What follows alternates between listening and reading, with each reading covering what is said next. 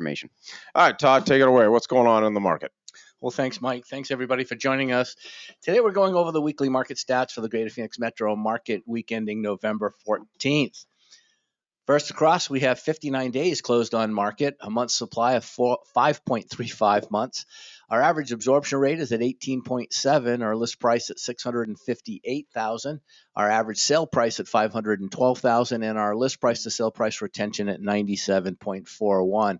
Inventory continuing to decline, 20,981. Pending is sitting at 2,852, and closed units for the month at 1,700. New listings, so there's part of the problem. 1,548 new listings taken this past week, well under our 2,400 number, but certainly also under 25 or 2,000. Closed market at 59 days on market, active at 90.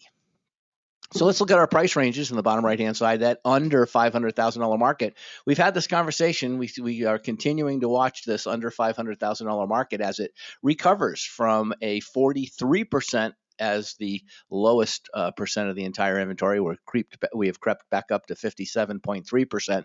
This is ever so important for first-time homebuyers in the marketplace, for workforce housing in the marketplace. So we'll continue to keep that. It would be nice to see that get back up well over 60, maybe 65%. And 500 to a million is sitting at 32.1%, and that's down just a little bit, averaging 76 days on market. And our $1 million market all the way up to 15, 18 million, 10.5%. So we look at the spreadsheet, trying to really compare and try to see what the heck is going on. If you missed last week on the webinar, we do our week over week numbers. And then, of course, right after that, I produce the month-end numbers. So please make sure you go to your closed Facebook groups and view those. But taking a look at just this week over week, 1,548 new listings. This is not that good, because if you slide your eyes to the right, which is how we use our benchmarks, right in the middle, you'll see it says 1,866 in 2019. That means we took 1,866 units, new listings in the month of, this past week, week over week, in the year 2019. Taking a look at 2021, well, we took 2,100. And by the way, from July on of 2021, we were recovering.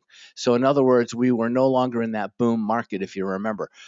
Multiple offers were starting to wane, prices were coming down, buyers just weren't existing because of the interest rates continuing to rise and the doom and gloom of recession and inflation.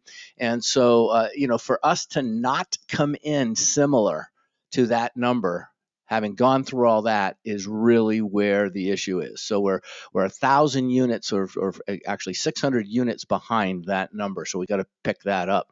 Inventory, because of those things, has waned to 20,981 from 21,300.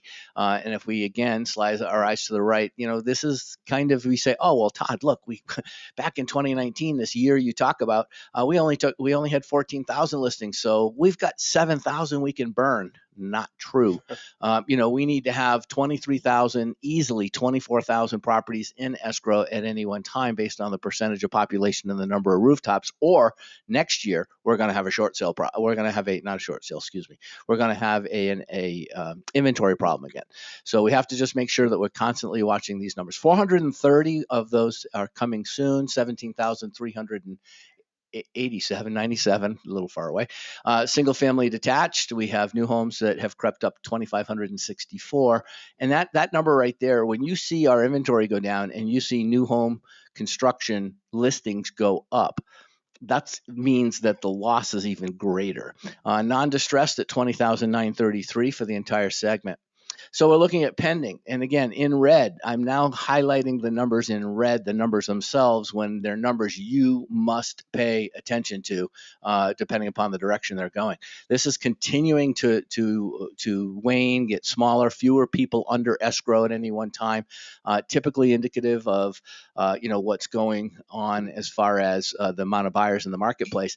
We'll listen to Mr. Baker or Matt Baker right after this in our Mortgage Minute to see whether or not the applications are up or down, and maybe that would be a great thing for him to opine upon.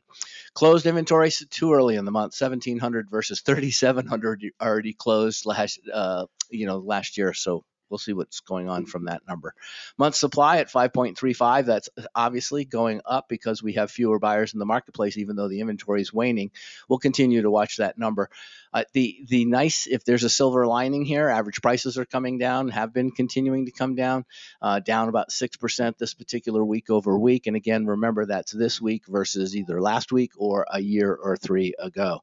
So finally, down at days on market, we know the market is tightening up, but when we see 59 days on market for sold, this is a good sign. If you look way over to the left, 70 days on market is a good, stable 2.3 month, 2.5 month supply type number. That's what we're looking for. And again, list price to sale price retention, Mike, we're down to 90 or up a little bit to 97.41, which is a good sign because when we're way under 97.8, what that basically is meaning is that we're kind of in a seller's market in that particular case where they're not giving away anything. So in this particular case, we want to make sure that we get as close to 97.8 as we can.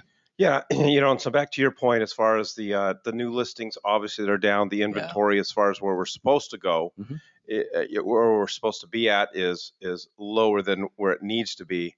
But as a buyer's agent, this is the time to have a great conversation with your buyers. It is a great time to buy because I agree with you. I think we're going to have another buyer frenzy coming up on us this summer. But with that being said,